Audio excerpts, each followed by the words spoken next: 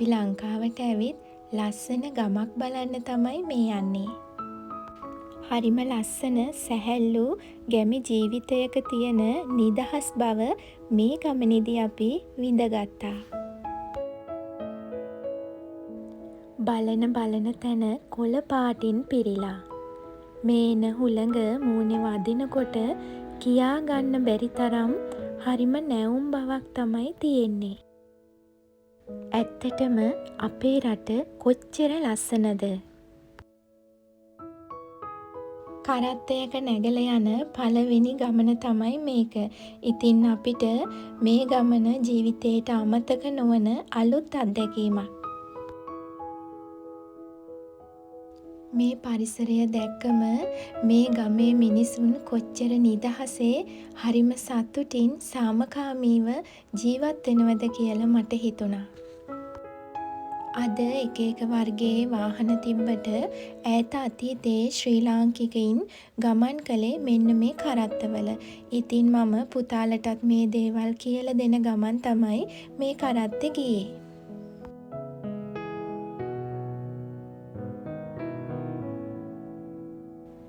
අපිට මේ ගමනේ යනකොට ගොඩක් ලස්සන දර්ශන කීපයක්ම මුණ ගැහුණා.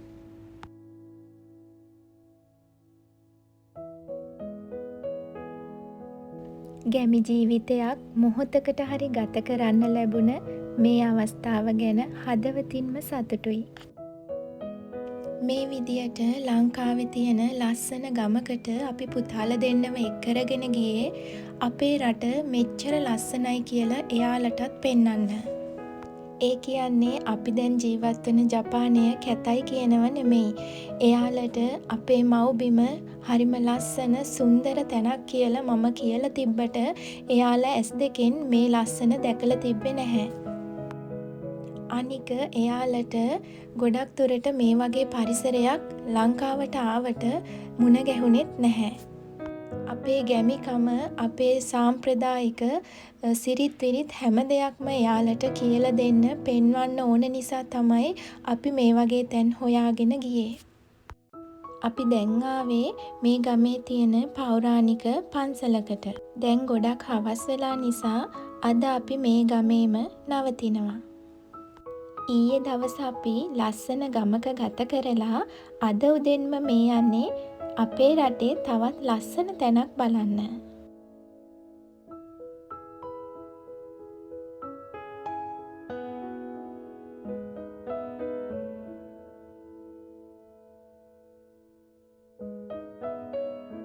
ලෝක උරුමයක් වෙන සීගිරිය මේ විදියට ඇස් දෙක ඉදිරියේ දකිනකොට පුදුම ආඩම්බරයක් තමයි දැනෙන්නේ. සීගිරියේ තියෙන ජල උද්‍යානවල ජ්‍යාමිතික සමමිතික බව ගැන අපිට ගොඩක් තොරතුරු දැනගන්න හැකි වුණා. දැන් අපි සීගිරි ගල උඩට නගින්න තමයි යන්නේ.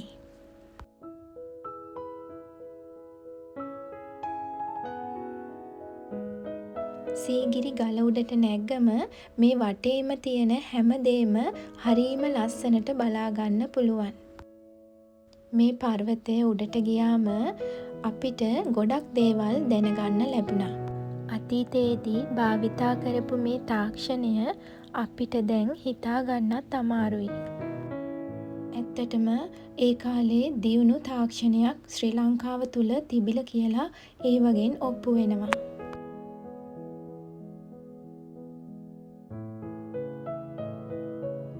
අපේ රටේ තියෙන මේ වගේ පෞරාණික ස්ථාන අපි ආරක්ෂා කරගන්න ඕනේ.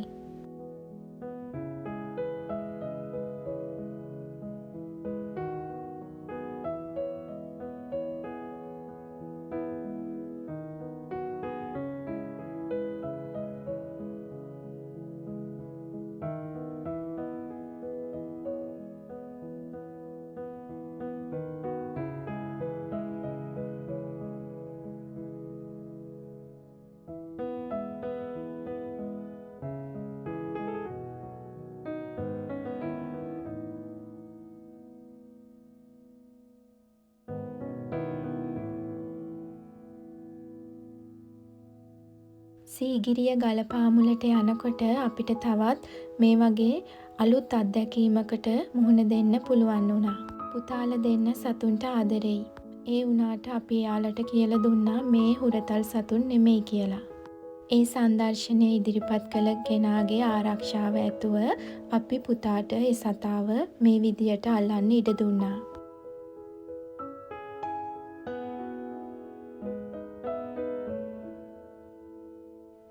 සීගිරිය නරඹන්න එන ගොඩක් දේශීය විදේශීය අය මේ විදියට මේ පිඹුරව ගෙලවටා දාගන්නවා. ඊට පස්සේ මේ අයිතිකරුට මුදල් පරිත්‍යාගයක් කරනවා.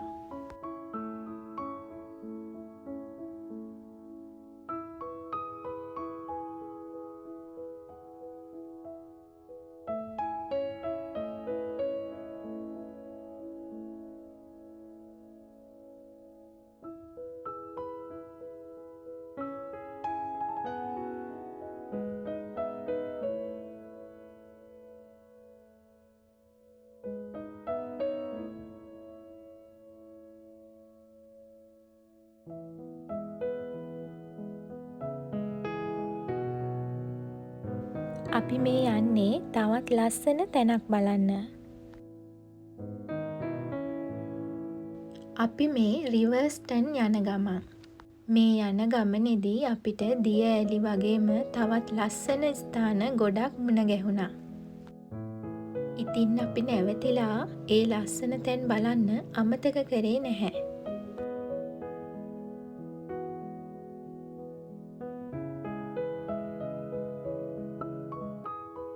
මේ වගේ තැන්වල ටිකක් නතර වෙලා ඉන්නකොට හිතට දැනෙන්නේ පුදුමාකාර නිදහස් බවක්.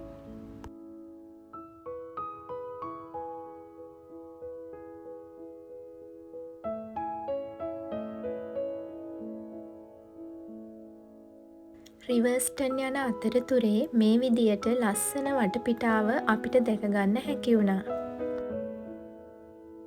උදේවරුව වැහිබර කාලගුණයක් තිබ්බත් දවල් වෙද්දී හොඳට අවුව පෑවුව නිසා අපිට වටපිටාව හොඳින් දැක බලා ගන්න පුළුවන් වුණා. මේ ගමන ටිකක් දුෂ්කරයි. ඒ වුණාට පවුලේ අයත් එක්ක මේ විදියට යනකොට මහන්සිය දැනෙන්නෙත් නෑ. හරිම විනෝදයි.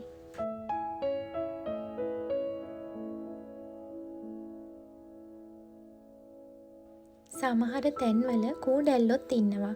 ඉතින් පරිස්සමින් තමයි මේ වගේ තැන්වල යන්න ඕනේ.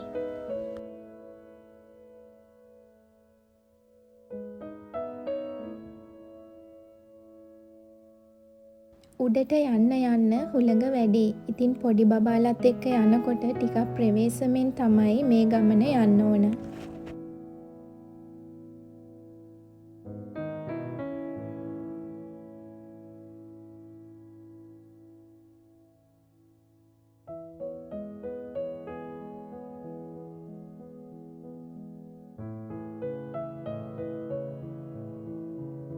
ඇත්තටම උඩට නැග්ගම හරිම ලස්සනයි. මුළු වටපිටාවම හරිම ලස්සනට පේනවා.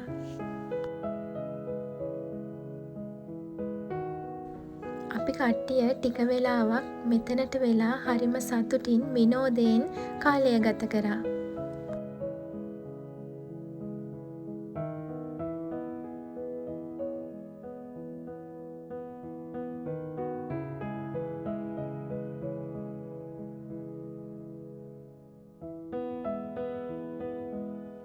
මේ ගමනේදී ලස්සන මතක ගොඩක්ම තියෙනවා.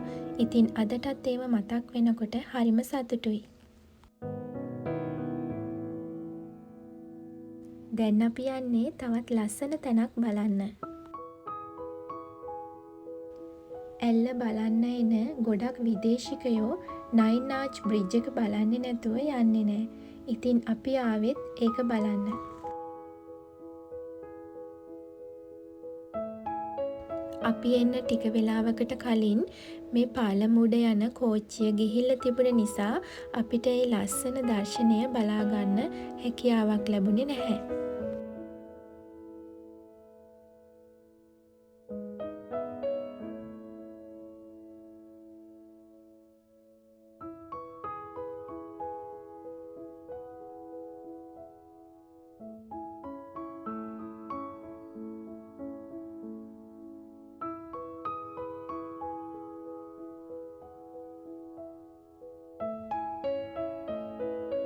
මේ ස්ථානයේ තියෙන මේ ලස්සන මතකත් අපි අපේ මතක පොතට එකතු කරගත්තා.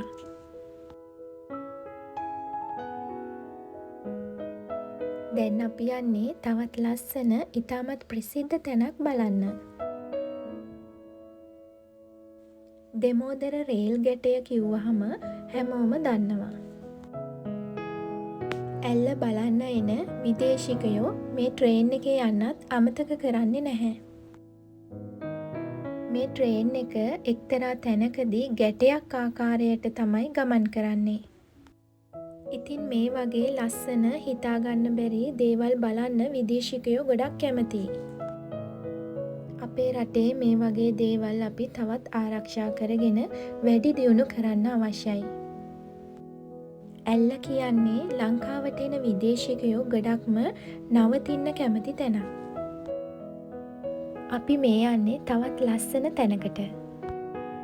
ඔයාලා හැමෝම දන්න කතරගමට තමයි අපි මේ ආවේ. කලින් දවසේ රෑ ඇවිල්ලා කතරගම තමයි අපි නතර වෙලා හිටියේ. උදෙන්ම නැගිටලා කිරි ආහාරත් හදාගෙන අපි මේ එන්නේ කතරගම වන්දනා කරන්න. අද පෝය දවසක් නිසා කට්ටිය ගොඩක් වැඩි.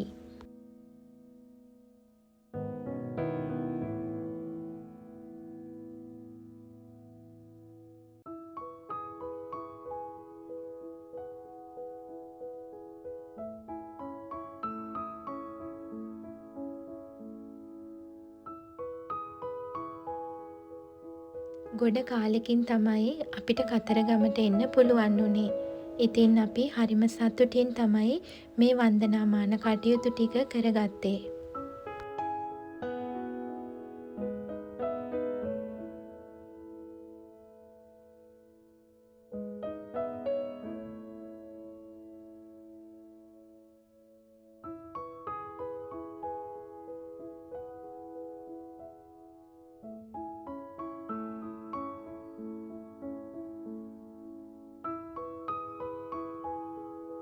මේ තියෙන්නේ අපි ගිය තවත් ලස්සන තැනක්.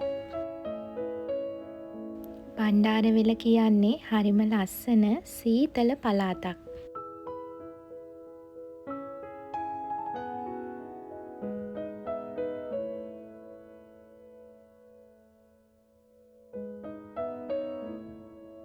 මේ වගේ සීතල පළාත් ගොඩක් වෙලාවට වැහි අන්ධකාර ගතියක් තියෙනවා. ඉතින් ඒ වුණාට අද හොඳට ඉර පායලා තියෙන නිසා අපිට පැහැදිලිව මේ අවට ලස්සනට බලා ගන්න පුළුවන්.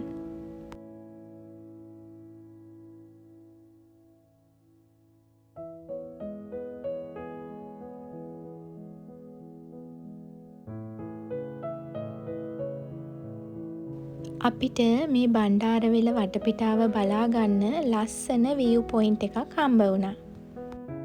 ඉතින් අපි ගොඩක් ආසාවෙන් හරිම සතුටින් මෙතනට වෙලා ගොඩක් වෙලා හිටියා.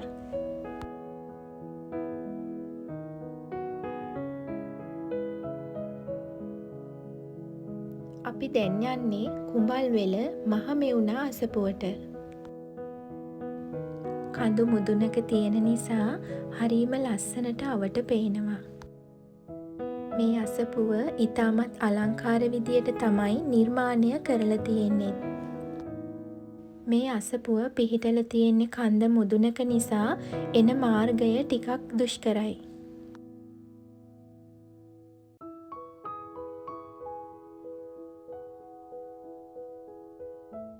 හරිම ලස්සනට නිර්මාණය කරලා තියෙන මේ අසපුව වන්දනාමාන කරගන්න ගොඩක් පිරිසක් එනවා.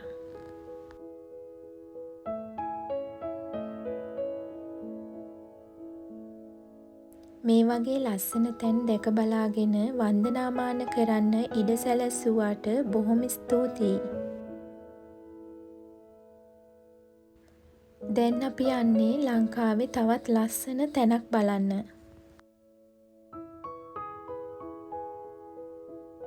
රෝසතිරුවාන කන්ද කිව්වම නොදන්න කෙනෙක් නෑ.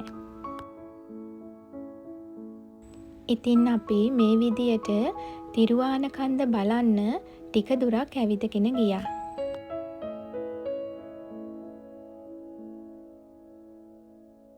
අපේ පුතා ගොඩක් කැමති පාට පාට ගල් කැට එකතු කරන්න. විශේෂයෙන්ම එයාට මේක පෙන්නන්න තමයි අද අපි මේ ගමන ආවේ.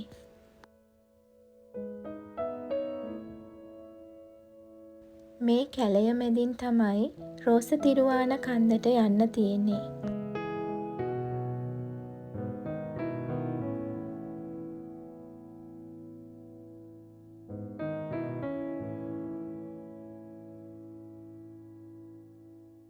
තිරුවාන කන්ද උඩට නැග්ගම මේ වටපිටාව හරීම ලස්සනට අපිට දැක බලා ගන්න පුළුවන් වුණා.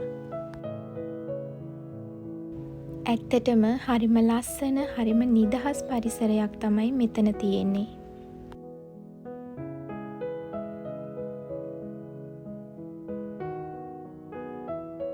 උඩට යන්න යන්න ටිකක් හුළඟ වැඩි වුණා. ඉතින් අපි පුතාලවත් එක්ක මේ ගමන යනකොට හරිම පරිස්සමට තමයි ගියේ.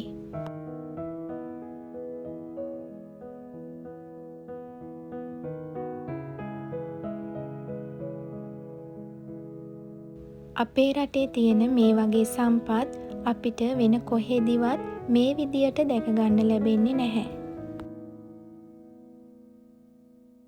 පුතාල දෙන්නටත් මේ වගේ තියෙන වටිනාකම ගැන අපි කියලා දුන්නා.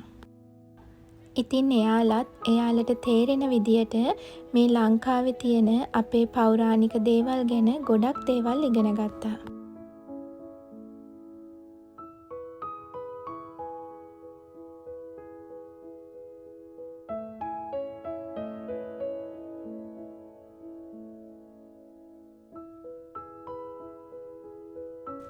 අපි ලංකාවේ තවත් ගොඩක් තැන් බලන්න ගියා. ඉතින් මේ ලස්සන තැන්වල වීඩියෝ එකකුත් අරගෙන ආයෙත් ඔයාලව බලන්න එන්නම්. වීඩියෝ එක නැරඹුවාට බොහොම ස්තුතියි.